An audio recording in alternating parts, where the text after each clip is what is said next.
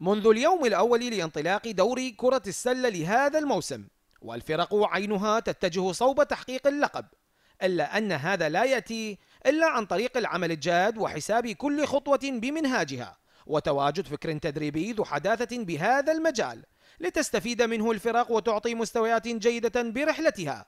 وهذا ما سار عليه فريق النفط السلوي الذي جنى كأس الدوري بخزانة النادي. دينا بخط بياني ومتصاعد نهاية الدوري، وظلينا إلى المسدس الذهبي، وحققنا بالمسدس الذهبي كل المباراة بنتيجة الفوز. طبعا الفريق كان منافس إنه الأقرب هو فريق الشرطة الذي حققنا عليه 5 مباريات متتالية، فهذا يعتبر إنجاز. بالمسدس قدر نادي النفط أن يأخذ 10 مباريات متتالية غير النهائية اللي كانت هي مع نادي الشرطة. الحمد لله والشكر، السنة نادي النفط قدم أفضل أداء. حصدوا اللقب بجدارة كبيرة لينالوا ما يستحقونه من تكريم معنوي من قبل مسؤولي وزارة النفط الذين كانوا سندا مهما في توفير كل احتياجات الفريق النفطي، ما جعله محافظا على ارتفاع مستواه ببورصة المسابقة السلوية.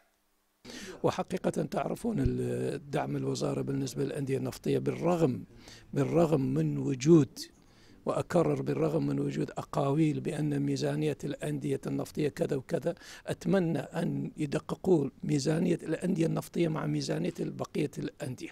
احنا مستمرين ترى، يعني ما نهتم بكلام الآخرين، مستمرين بدعم النادي. يدعمنا الآن وراح يدعمنا أكثر، وراح يتابع الفرق الرياضية، خصوصا كرة القدم ما زال متصدر الدوري، وفرقنا الباقية في تعيش الآن في ظل دعم الوزير إنجازات كبيرة باليد وبالساحة والميدان وبالسلة